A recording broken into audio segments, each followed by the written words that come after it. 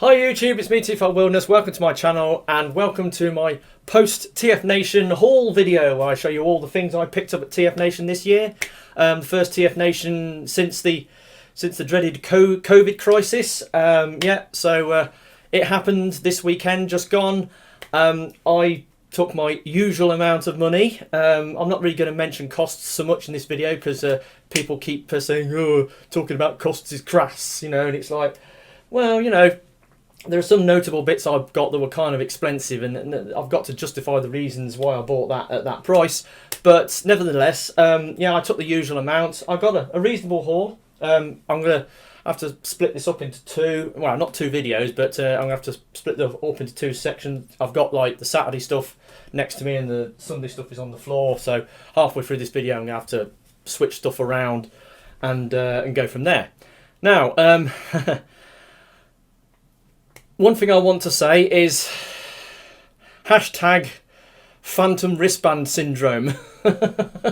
Yeah, I've got it again. Obviously, TF Nation this year, because of the price hike and the itemised billing that they did, you got a bunch of wristbands when you went in to get signed in. You know, so you got like 3 wristbands. You got one for the Friday, one for the Saturday, and one for the Sunday, and then you got a separate wristband for going into the Club Con on the Saturday. Now, obviously, I have my hacking kit so that I can hack the toggles so that they sort of just. Oh, not that one. Where is it?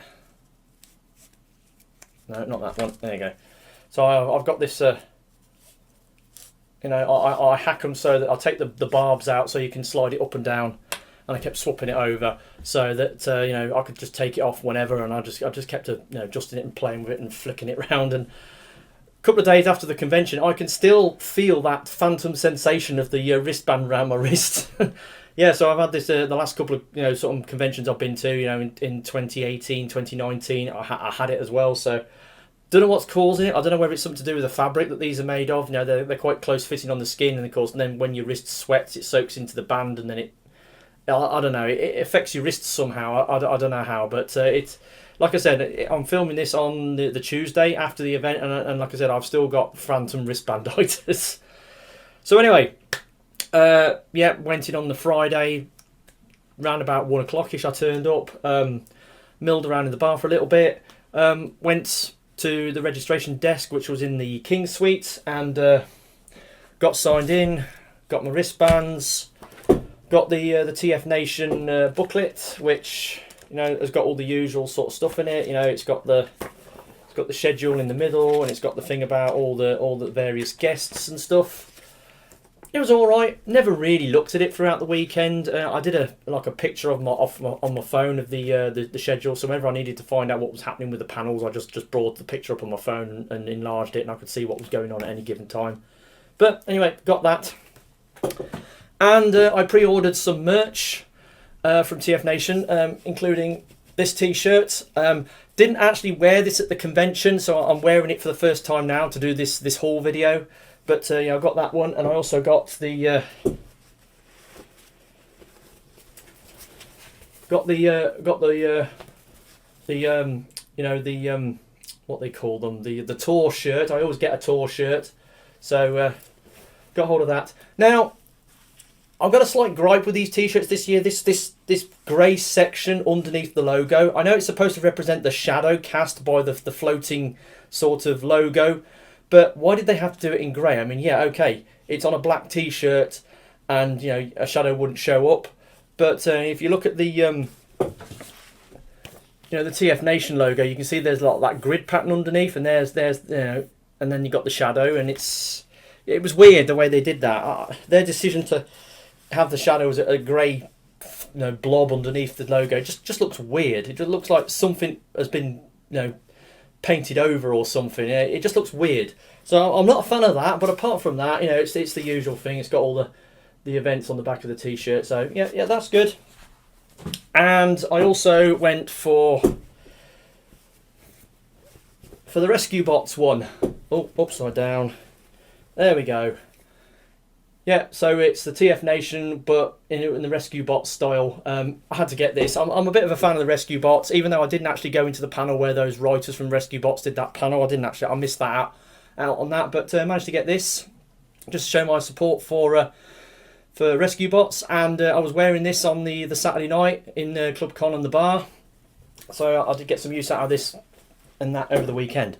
So anyway, Friday, came in, got signed in, and then it was like, then you just sort of milling around, get into your room, get set up in your room, and then it's like, just going to the bar, chilling, maybe go get some food.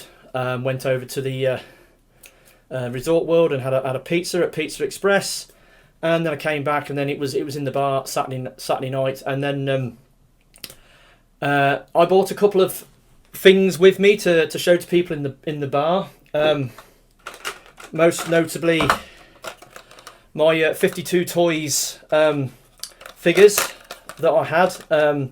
Obviously, I've got the Chinese dragon and white noise. This turns into an owl. This turns into a dragon. Showed them to a few people, and the people that I showed them to were suitably impressed, and they'd not heard of these 52 Toys figures. And I maybe pointed some people in the direction of these things. They're absolutely amazing. As a side note, a third one's arrived. It arrived, is it yesterday? So the day after TF Nation ended, I got the third one that I'd ordered. This turns into like a legendary sort of horse beast called the Kirin. It's an absolute bitch to transform this one into box mode. It looks pretty cool, and it's beast mode, but it's a swine to transform. Much easier to transform these guys, including the dragon, which is a bit of a challenge to get back into his what's-it mode. But they all clip together, so that was something. And another bot I was showing around in the bar that I took along. This guy, Toybot V Season 3 07 Power Loader. Showed him to a few people. They were kind of interested in him. It was interesting watching people transform it. I mean, when you do the legs, you've got these heel panels, and people was picking up on those straight away. It just shows how intuitive these things are to transform. So I took him along. This guy is my latest Korean toy acquisition. You haven't seen the unboxing video on it yet, and you haven't seen the review on it yet. So this is a teaser for later. So continuity error. There we go. I got Power Loader. And there's a couple of other figures that I took as well, with the intention of showing them to Few Adams, because Few Adams, before the convention, he did that Damn It Open video, and in the first box he opened, somebody sent him some mini versions of the Korean Toybot V figures. They sent him a Toybot V Classic and a Toybot V Rocket. I put a comment on it to tell him what there was, but later on, as he dug through the box, he found an envelope with the instructions in it, told him what they were. Well, I've got the full-size originals. So this is a Toybot V Season 2 Classic. This is Toybot V Season 1 Rocket or Shuttle. I mean, this guy's called Paragon in the English dub, and this guy's called Shuttle. I took these along with the intention of maybe showing them to Few Adams so that he can have a chance to have a go on the full-size figures. Unfortunately, throughout the convention, I saw him around, but he was always busy, conversing with other, convention goers. And I'm not the sort of person that would butt into a conversation. I sort of stood back and was waiting for a chance to have a word with him, but it never actually happened. So I did get these guys out on the Saturday evening. I showed them to, well, actually no, it was on the Sunday, that was it. It was on the Sunday afternoon. I got them out and showed them to Mo and his family. So they had a look at these and they were quite impressed with them. But I've done reviews on both these things in my channel. So Few, if you're watching, you missed out, mate. But that was mostly my fault for not approaching you. But yeah, I mean, to be honest, I wasn't exactly putting myself about at this convention. I was keeping a low profile. I did catch up with some people and made some met some new people and had good conversations with them. But on the most part, I didn't do that well in terms of socialising this time round. I had a few moments, but I could have done better as always. But like Graham the Collector 75 said anything, you know, the old anxiety thing, you know, I've got a touch of that as well. So, you know, Graham, if you're watching, you know, I'm in the same boat, mate. But besides the point, going back to the bar on, was it Friday night, caught up with Mr. Hot Rodney Prime, Gary Churm, and he had a bag of toys that he bought with him. And he said, you have a rummage through this bag, you know, and he got a bag of, you know, figures. So I had a rummage through and I picked out this gal, Prime Deluxe Arcee. Not really feeling the legacy version, so he had this and the Beast Hunters version in the bag. It's complete apart from the arm blade. And I got it out and transformed it because it was my first hands-on with the Prime Arcee mould. And he said, you can have that.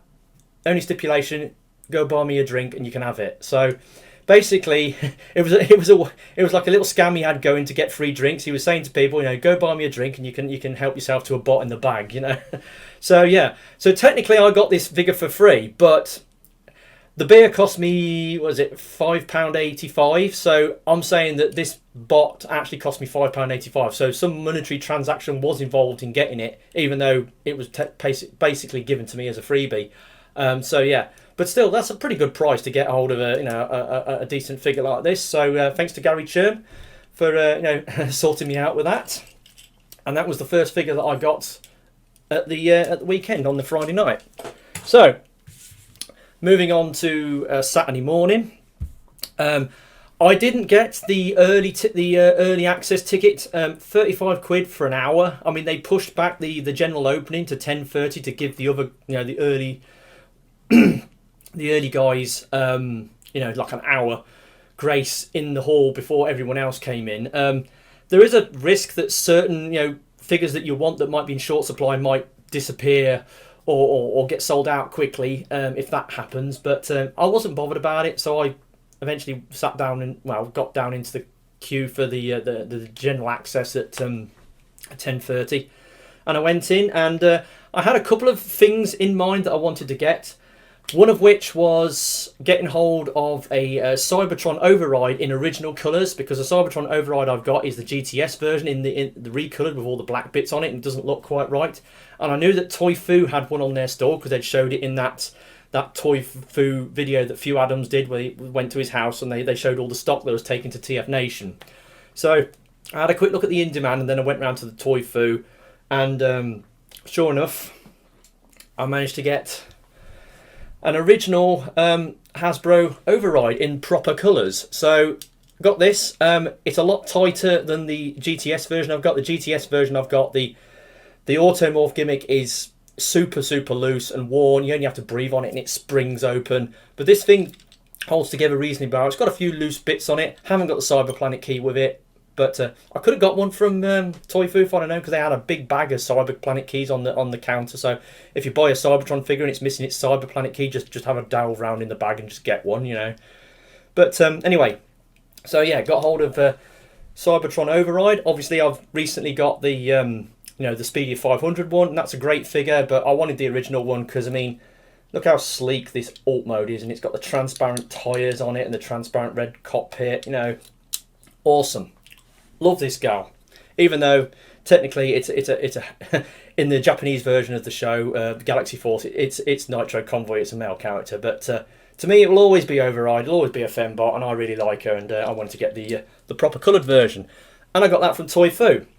So then it was the main purchase of the day, because before TF Nation, I managed to pick up the vast majority of the Legacy Wave 2 figures that I was wanting to get, and there was only one figure that I really needed, and that was Commander Class Motormaster.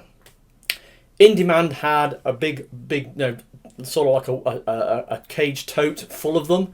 So there was plenty of them. I mean, everybody else, there was quite a lot of dealers selling them for around about the same price, doing them for 90 quid, which I was quite surprised. I was expecting some of the dealers to be swinging the lead and price fixing them at 100 quid, but no, they didn't. They were doing them at 90 quid, which was quite reasonable, and I was quite happy to buy it at that price. So, yeah, I got him. Got Legacy Motormaster. I haven't actually got him out yet. I mean, when I do these haul videos directly after the convention, I will generally show you the boxes. I won't actually have necessarily got figures out and played with them. But I did have a hands-on with one of these at the convention, and the trailer, when it's in trailer mode, it's wow. It's such a heavy, chunky thing, and it's absolutely chock full of plastic. You know, it's amazing how heavy it is. But so I wanted to get this guy, so I've decided to go in on the Legacy Menasor. Managed to get hold of him, so I got that from In Demand. That was the first sort of major purchase I wanted to make. Just hold on a moment. Yeah, just had to nip downstairs and get myself a chilled bottle of water because my throat's getting a bit sore because of talking for long periods. Anyway, so yes, then I went round to see my mate James at Maximil of Toys, and he's a good friend. I've known him for a number of years, and he's always got a wide variety of stuff on his stall, KOs, third party, official, you know, he's a bit of everything. And yeah, he's a good mate. I always like to buy stuff from him. So I went round and had a look on his stall, looking at a few things, and saw a couple of things that I decided, you know, to get them. Right, so the first thing was this. Now, this is a super deformed, like mini scale die cast figurine of the variable machine Mugan Calibur from the Takatoku Toys line. This is the pre-G1 Roadbuster mould. I got it out and had a play with it last night. The vehicle mode is tiny, and you have to, because he's super deformed with a massive head, you have to pull the head off in order to transform it into its alt mode. It's got a lot of accessories, you know, weapons and hands and stuff like that, and it's got a display base. Pretty cool little figure. Isn't so much an action figure; it's more of like a collectible figure that you can pose. But it was decent. It was 35 quid, so you know it was reasonably cheap. And I've seen this on his stall before, so he's had this figure for quite a while and hasn't sold it. So I decided to go in on it. So I managed to get that, and he also had some Generation Selects. So I got me a Ricochet. Repaint of the Power of the Primes Jazz, but in Ricochet colours. Decided to get this because of he's in the new Wreckers comic from IDW, the Treads and Circuits. He's one of the new Wreckers, so I decided to get him because of that reason. I'd like to get hold of the Generation Selects Hot Shot in the Hound mould, but that thing goes for a stupid premium, and I doubt if I'll be able to get one at a decent price. But managed to get hold of Ricochet anyway. And I got that from James at Maximil of Toys.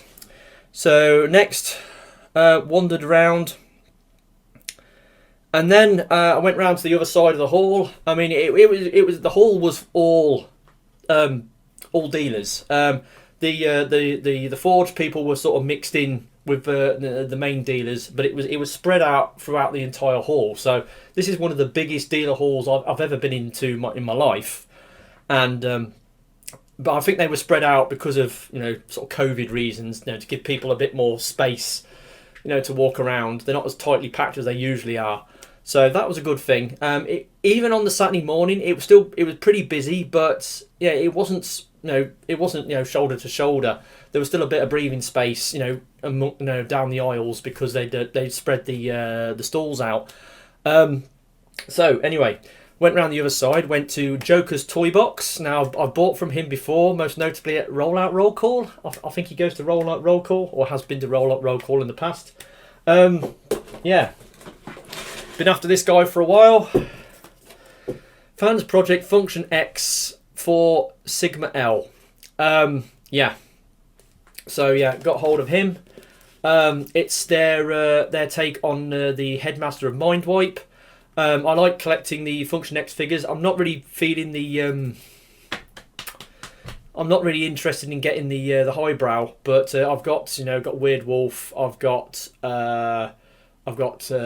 Weird Wolf. I've got Smart Robin. I've got a couple of others, but I really wanted this one. On the aftermarket, this goes for about sort of 75, 80 quid. But he was selling this for 60.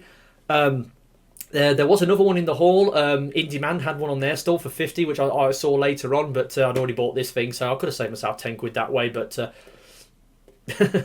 it didn't really matter. I've been after this for a while. I'm happy with the price I paid for it, so managed to get hold of him. Then Lucan's tees. So obviously Mr. Lucan was there again, selling his wares, his very distinctive sort of t-shirts. And in talking with Matthew Grant and a few other guys in the bar, he'd mentioned a crossover t-shirt between the Fast and the Furious and the Jason the Real Warriors, you know, the Masterminds. And he said he had some left.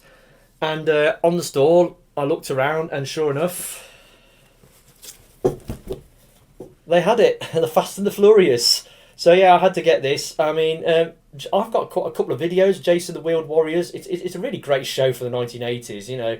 The toys are like hellishly expensive to find and get hold of. But yeah, it's a really great show, and it's a great crossover. I really like that. So thought I had to get at least one t-shirt from Lucan's Tees.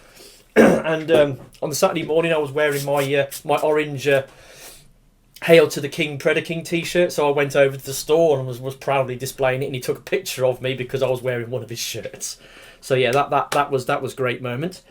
Yeah, so then I went over to the Geekology store. Now Geekology guys, Sven and the other guy, I kind of know them from you know, NEC Toy Fair, because they go to the NEC Toy Fair quite a lot, and I often buy things off them there. But they were at the TF Nation.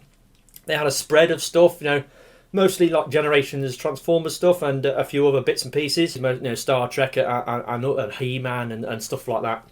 Anyway, so I was looking around on his stall, and they had the boxes on the floor with all the mixed sort of loose figures in, and I was having a rummage around, and I found a figure, and I thought, actually, I want to get that. Beast Wars Waspinator, the original one. Now, I've been collecting the Waspinator molds recently. I've got the Thrilling 30s one, I've got the Kingdom one, I've got the Transmetal. Now I decided to get an original one. I was kind of hoping they were going to reissue the original Waspinator as part of this anniversary, you know, sort of original Beast Wars toy reissues they're doing, but it doesn't look like they're going to do Waspinator, so I decided to pick him up. He was only 10 quid.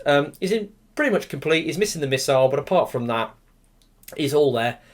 Very unusual toy. The head sculpt is nothing like Waspinator from the show. And he's got this nice sort of like iridescent sheen on the wings and his on his head. So pretty cool. Again, an early Beast Wars figure dating back from like the late 90s. It's decently articulated. A lot of ball joints on it, but yeah, it's pretty cool. And I finally got hold of one of those. And that came from Geekology.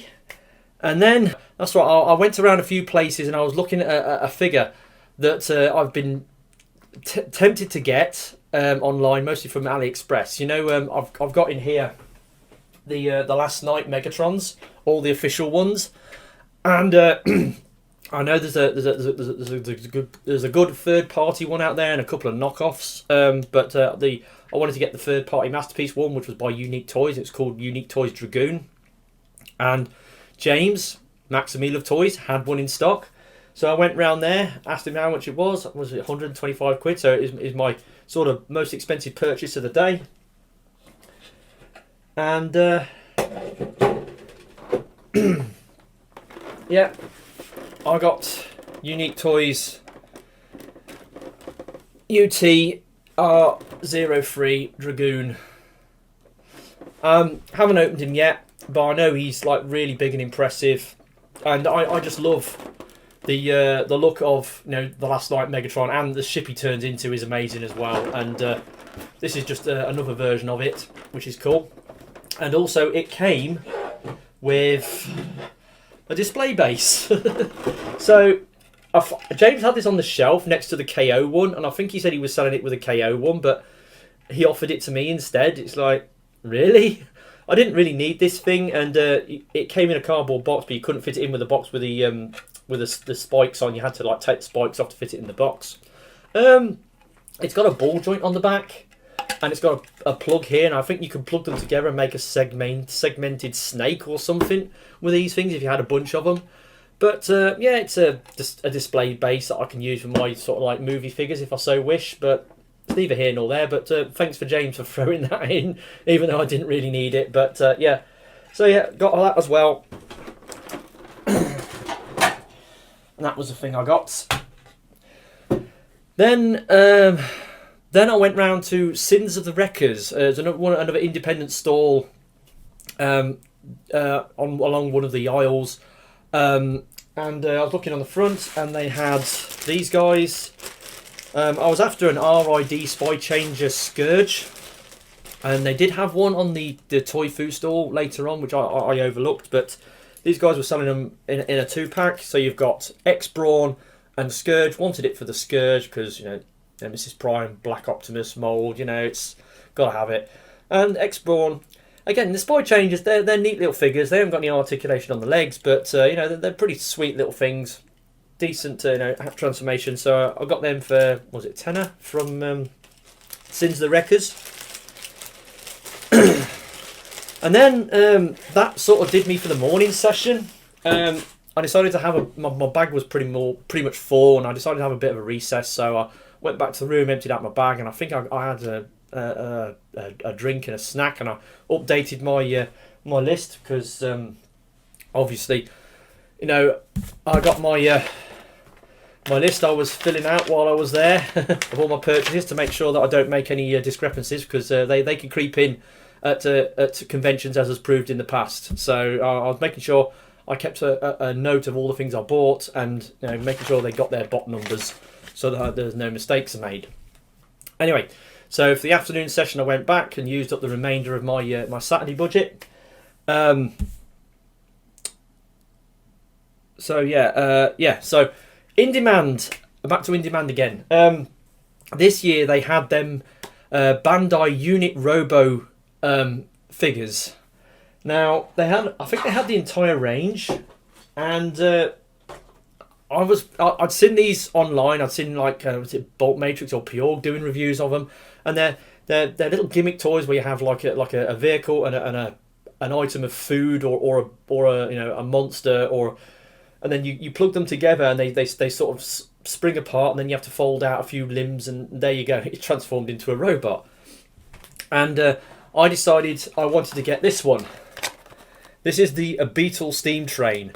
So it transforms into a dragon, into a black dragon.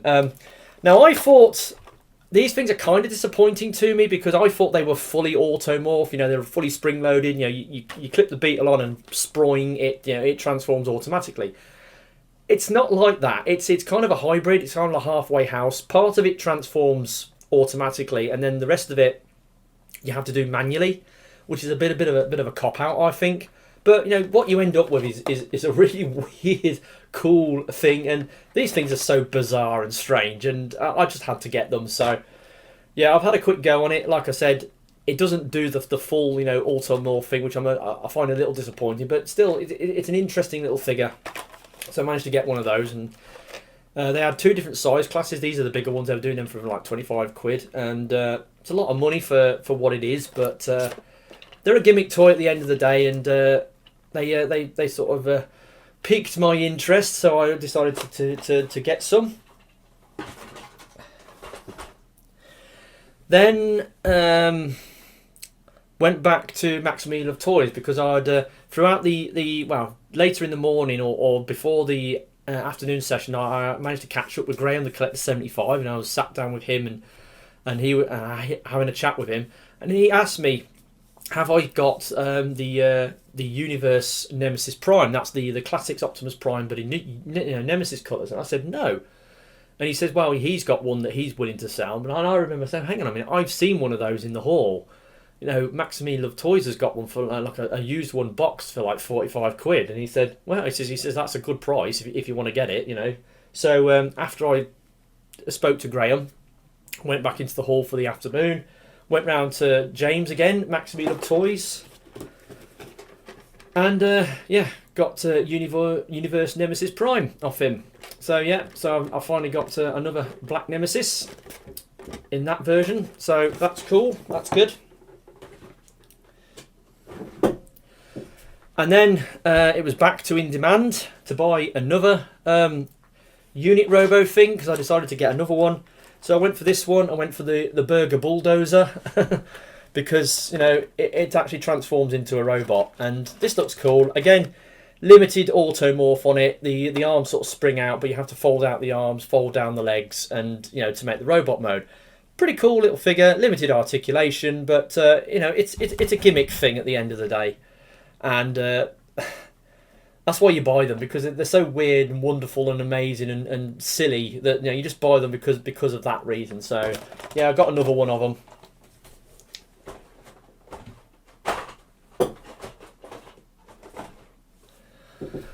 And right, yeah. Now this next one. Went around the hall a few times, and then I went over to a stall called Blue Beetle UK. And again, there was another stall. He had a mixture of stuff on the stall itself, on the table, and then he had boxes underneath with stuff in. And I found a figure in the box underneath, and it was last night Voyager class Scorn, but had been repainted into like a really dark black gold, you know, bronzy gold colour. And I stood there, you know, trying to transform this thing. It was in robot mode. I was trying to transform it back to beast mode, and I was struggling because the paint had been laid on so thick on this thing that it had seized up most of the joints and pegs. So it was like trying to get the backpack separated. I was tugging on it, thinking, if I'm not careful, I'm going to bust this. And Baz, you know, from Scotland, you know, the guy who's usually has the kilt, and he was standing next to me, and he said, I'll show you how you do this, and he helped me out with it. But then I managed to finish it off, and I got it into beast mode, and wow, look at this. Look at the paint job on this. It's been painted matte black, and then what they've done is they dry brushed or sprayed like a very thin layer of sort of bronzy gold on it, and it just looks awesome. But like I said, they have, you know, seized up a lot of the joints, so it's like it's really stiff in a few places. There's a few loose joints, but I love Scorn. I love Scorn. He's one of my favourite sort of Dinobot characters from the Age of Extinction movie. I've got a load of different versions of him. I've got that big AOE mech one, and I've got the original Voyager and the deluxe toy. I really love the deluxe toy because of the joints they put in the neck. So you can, so much emotion you can give with that toy, and you can do a high kick as well, you know. Anyway, so I sat there and stood in front of the stall and transformed this thing into what's it mode. And I thought, well, I've transformed it now. I've got to buy it. So he only wanted 20 quid for it, which is, I think, is well worth that. You know, look at this paint job. I mean, whoever did this, if this was your handiwork, you know, put a comment down in the description, because awesome job. The only thing is about this mold is these exposed pieces on the side. I'm not really a fan of those. It has got some sort of molded rib detail on there, but because it was grey plastic, it just stuck out like a sore thumb on the original toy. He has darkened them up a little bit, but the AOE mech version has like an extra panel that folds up and covers that up, and it looks a lot better. But yeah, Scorn. I love this thing. This thing's awesome. It's got its faults because, like I said, it's basically seized up with paintwork, but it still more or less transforms and you can pose it. So it just looks amazing. On aesthetics alone, it was worth a purchase. So managed to get hold of that from Blue Beetle UK.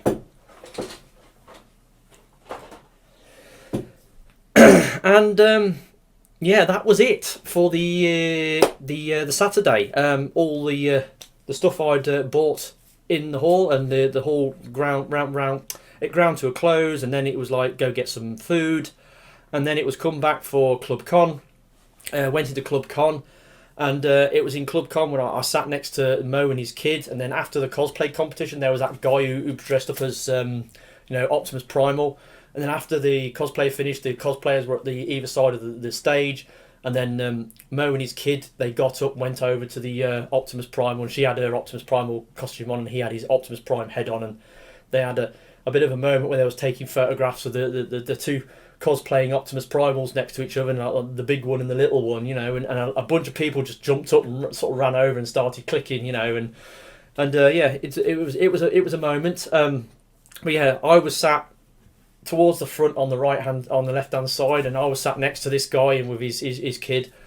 And yeah, I sat through Club Con. The cosplay, it was all right, not as good as previous years. And I will have to say, too many human characters and not enough bots. You know, I admit, you know, the human characters are a thing, and lots of people do them because they're easy. You know, the bot characters, you know, I get the human characters, but you know, I would like to see more bots on the cosplay. The ones we got this year were pretty good. I mean, the ones that won at the Sharkticons, I mean, come on, they were awesome. But yeah, so yeah, that little gripe I had with the cosplay competition. You know, too many human characters, not enough bots. You know, but the rest of the Club Con, I sat in for that 3-part panel they did where they showed that alternate. They got the draft script from the original version of the pre version of the Transformers the movie. And it's totally different to how the actual Transformers movie turned out, even though there was some moments in it that were broadly the same. So yeah, we got treated to that, and by Chris McFeely and Jim Sorensen. So yeah, and that was great. And then I came out before music session, and then went into the bar, caught up with Mo, had some food, and was again caught up with Mo. We went up to get a drink, and then this guy gets up behind us and says he's got a bag round his waist, and he's saying, "Do you want a G1 Mixmaster?" So he rummages around his bag, and he pulls out a bunch of G1 Mixmasters and just hands them, to start handing them out to people. And yeah, so I got another freebie, a G1 Mixmaster. So yeah, this was the guy's name was Jason. I told him my name's Jason as well, and he said, "Oh yeah, a fine name." But yeah, I think he said he was from Australia, or something like that, and he said he gets loads of these through his job, and he just bought them to the TF Nation to just hand out to people. So I think a bunch of people probably got G1 Mixmasters. I think it's a KO one because this bit's not great. The copyright stamp on it is Tomy, not Takara, or Hasbro. It's got a working rub symbol on it. No accessories, but a little G1 Mixmaster. I haven't got G1 Devastator, so that's a start, I suppose, for getting one later on. So that was great. So I managed to get that in the bar on Saturday night from Jason. So thanks, dude, for handing me that. That was awesome.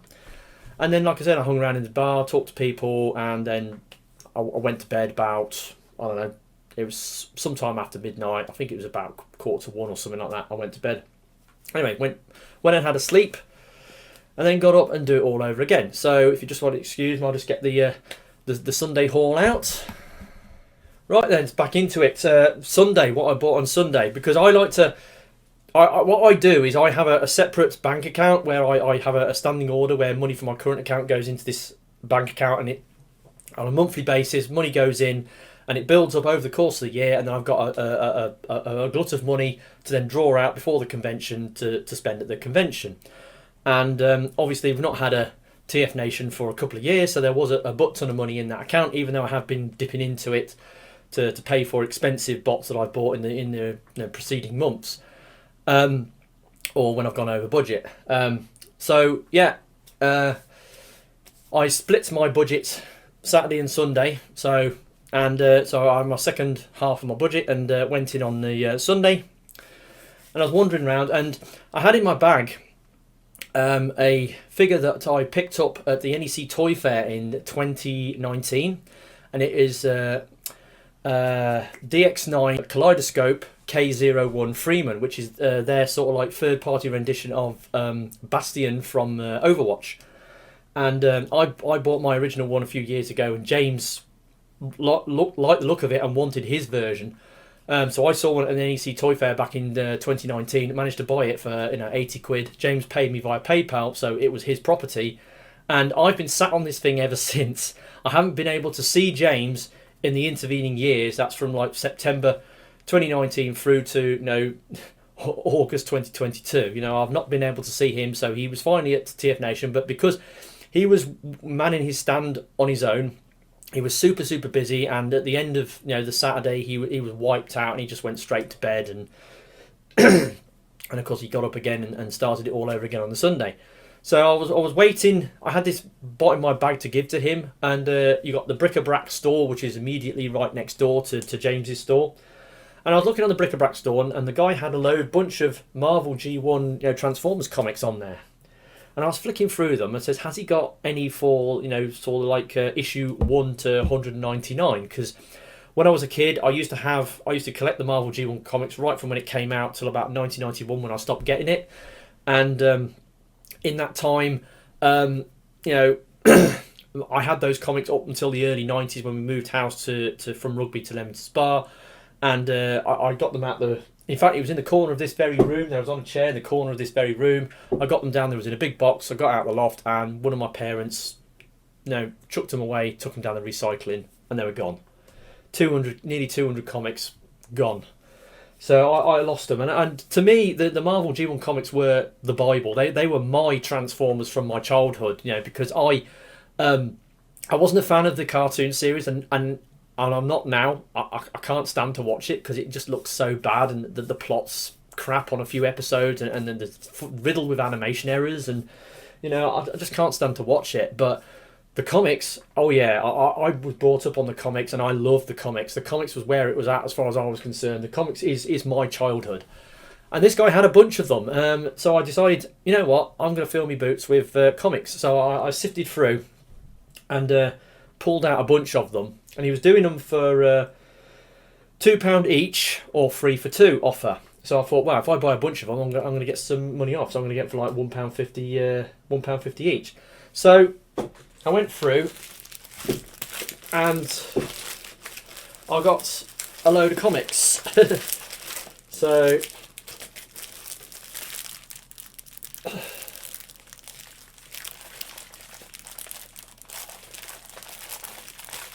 So basically, I've got 30 comics here that I picked off, and he charged me 40 quid for them. But I've been meaning to get the comics back that I had as a kid. It's going to be a very difficult, time-consuming and expensive process to buy back all the comics I had as a kid. But this is a start. I managed to get 30 comics, and that was something. So I was really happy to do that from Mr. BrikABrax. And then I got those figures from Mr. BrikABrax, and I couldn't get in to see James, so I started wandering around, and I went over to the Kapow store, and I was looking on that rack they had on the end of their store with all those sort of Generations, Universe, and Classics figures that they had on there. And I was rooting through, and I found a couple of figures that I quite like the look of. And there's also a third-party figure on their store that I've had my eye on for a number of reasons, but the price of it it's gone up since its original release, and I'm a bit reluctant to pay the price they're asking for it. But I had the money, and it was there, and it was, so I decided to get that as well. So I managed to pick up these. So I got Universe Cheetor, and I got RTS Wreck-Gar. Now, Universe Cheetor, I decided to give this version of the mould a go, and I've got the original one, I've got the Kingdom one, so let's have a go at the Universe one. It looks decent enough in cheetah mode. I'll have to see, and the robot mode looks kind of cool. So yeah, decided to get hold of that.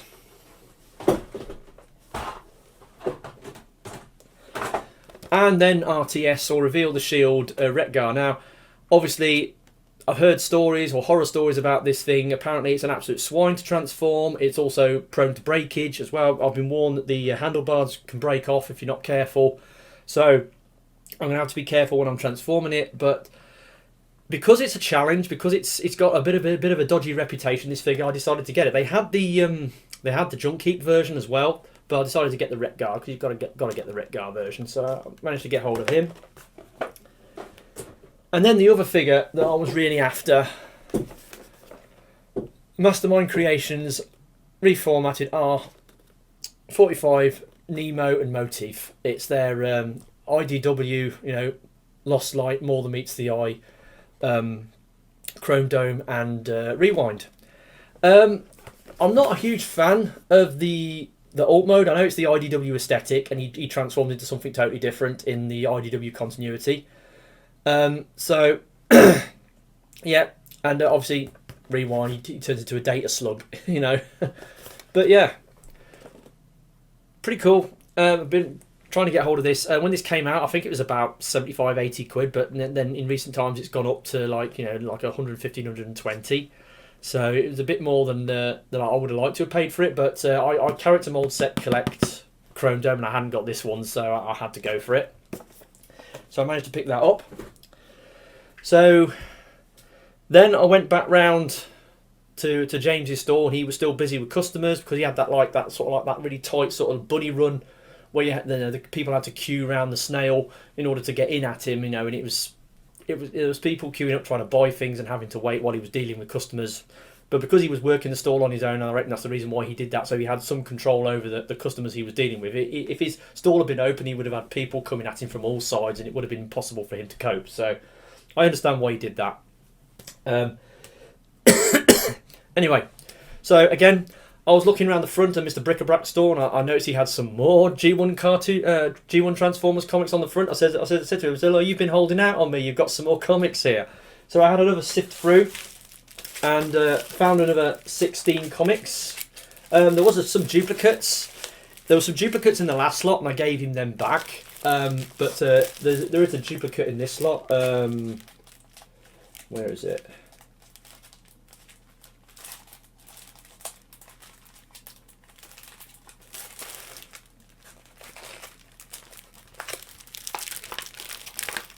Yeah, see, look, 1, 2. There's a duplicate in there, so I've got a duplicate already. But anyway, 15 more comics that I needed, so that was great. So I've got 45 comics now out of the 199 I'm trying to get. So I've made some inroads on that. And actually, yesterday I went on eBay and I found another seller who was selling, some Transformer comics with another 6 comics, some of which I think there was 1 duplicate and I think 3 that I needed, and 2 that are from the 200 series. So I went and bought that. So this process is now ongoing. I'm determined now to collect or buy up all the original Marvel G1 comics from issue 1 to issue 199. It's going to take a long time. It's going to be really expensive, really awkward and difficult to do, but I'm up for a challenge, and I really want to do it. Anyway, so it was about this time I managed to get in to see James. Obviously, first time I've really spoken to him this weekend gone. Had a chat with him, and I got out the figure that I've been holding on to him for the last 3 years and handed it over to him finally. And the stuff I bought off his stall throughout the Saturday, because I bought a bunch of stuff off him, and usually James gives me what I call a mate's rate. He'll give me a little money, 5-10 quid off, my purchases. But a lot of the time, the stuff he's selling on his stall, he's just the broker, he's just the dealer. He's selling stuff on behalf of other people, and they've got set prices they're selling the stuff for, so he couldn't give me any discounts. But yeah, so I finally got it to him, and James was finally happy to finally get hold of this figure he'd been after for so long, and I'd been holding on to it. Now, what he did do instead was, while I was, handing over the he turned around and says, "Have you got one of these?" And he pulls out a Kingdom T-Rex and just hands it to me. He says, here you go, have that. So he just gave me a leader class Kingdom T-Rex for free. Just because, I've been such a good mate, and, I've bought stuff off his stall, and, I've held on to that figure for so long. He did this, he didn't need to do this. So, I mean, I wasn't planning on getting this because I've got the What's It version. I've got the Megatron version, so I wasn't really interested in getting this variant, but it's a leader class toy for free. So yeah, okay, James, okay, I'll take that. So yeah, another freebie. I got quite a few freebies at this convention. What with that and this. So yeah, wow. There we go. So yeah, James, Maxime Love Toys, you're a star.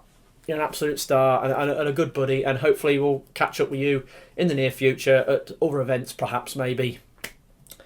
So anyway, so what was it I did next? How are we doing? Right, so yeah. Right, so then I went to the G-Works stall, which was on the corner of one of the aisles. And a guy had a bunch of figures on his stall, but he also had this year's Rollout Roll Call fanzine. So yeah, managed to get hold of one of these. I actually had a flick through it last night. It's really good.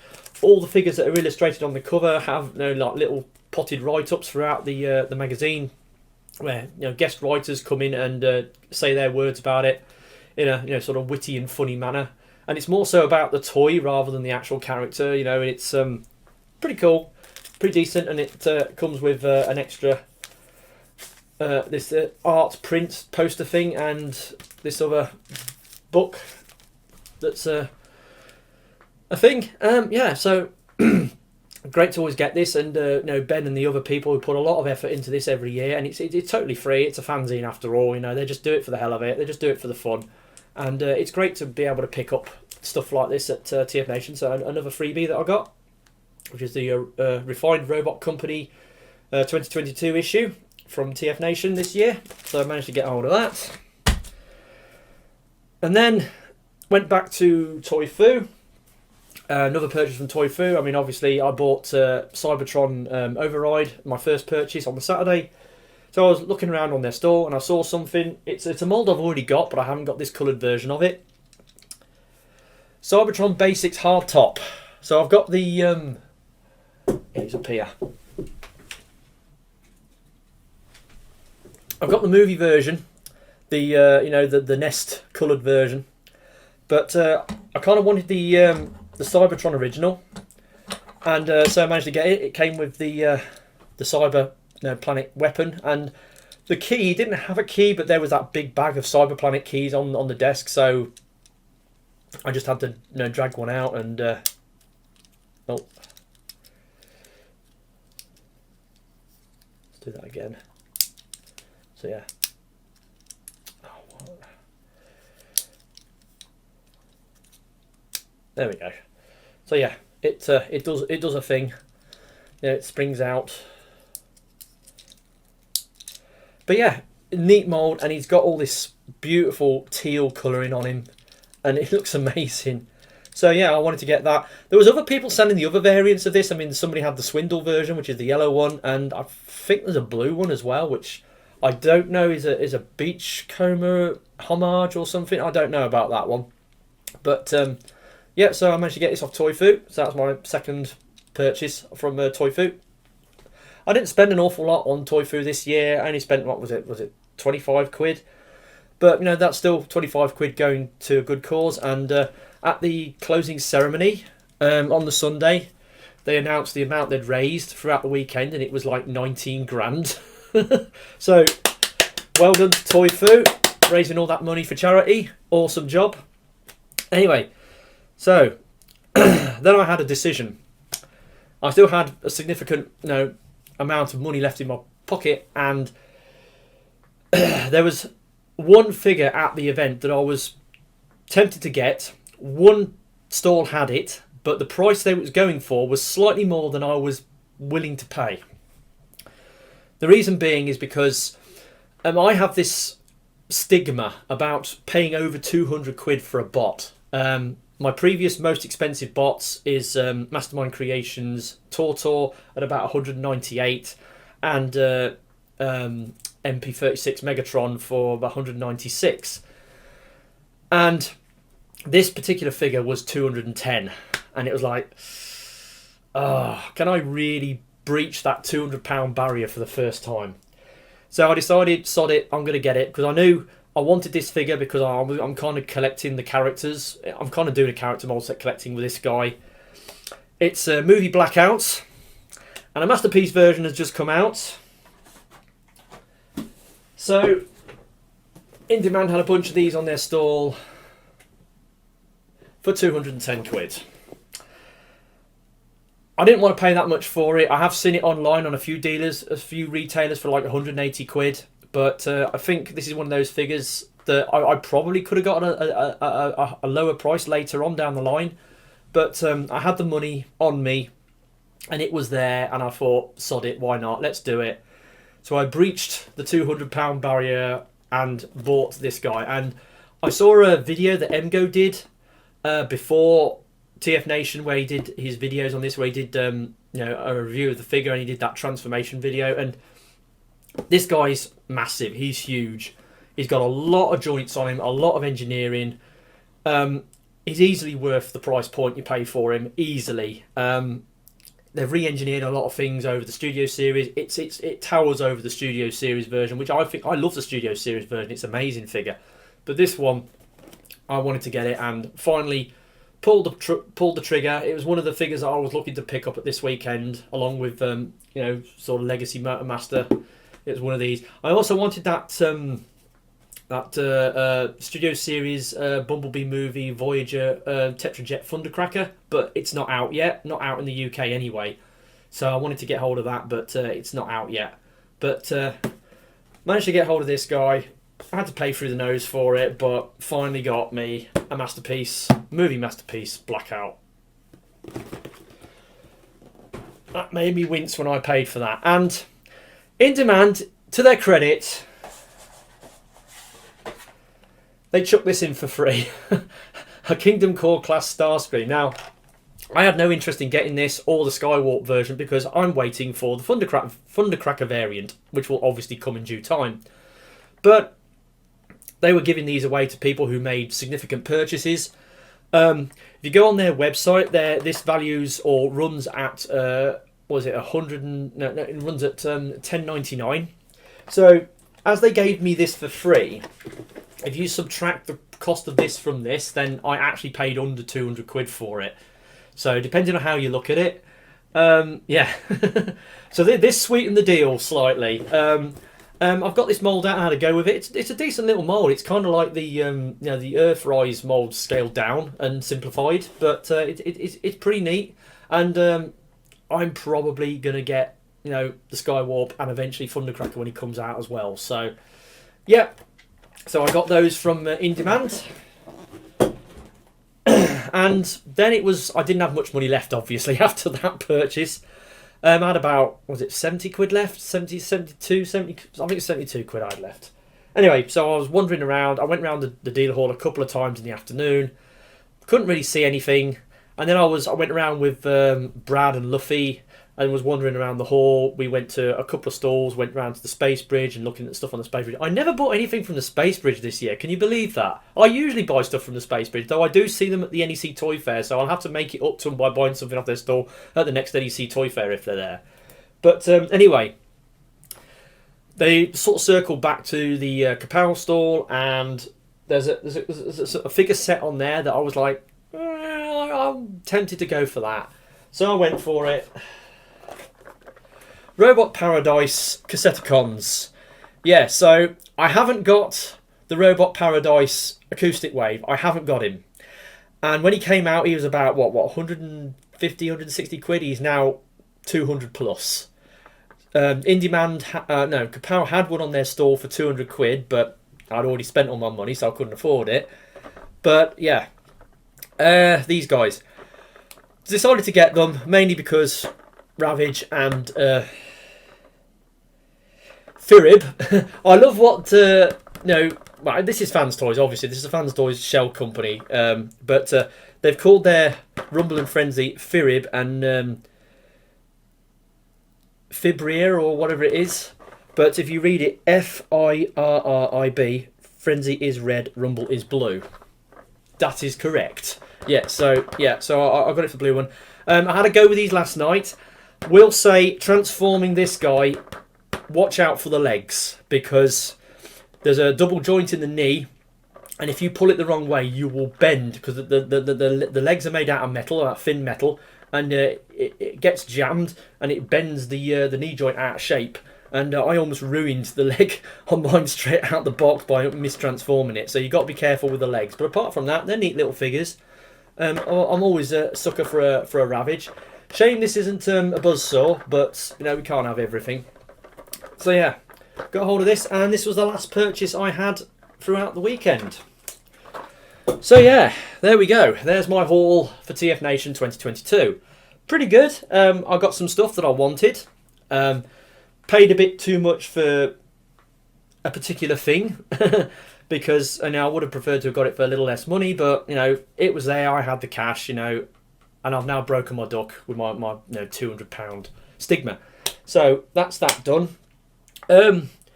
What is a favourite thing I got at the convention? That's a tough one. Like I said, I haven't really played with anything, so I can't really give you a definitive answer right now. I have played with a few of the items.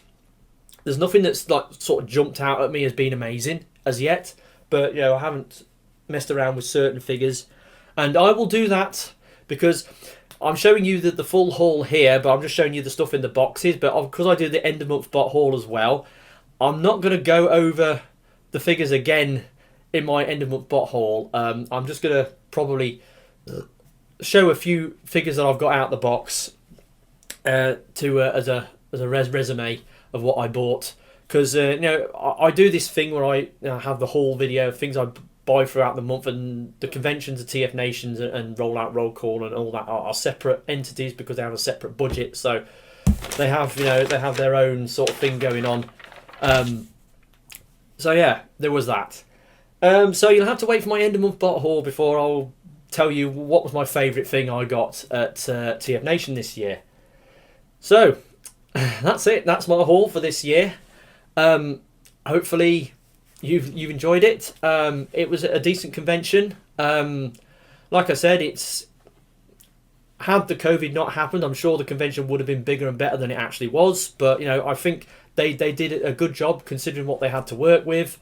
And yeah, it was glad to get back to TF Nation after a enforced absence and roll on next year. Oh yeah.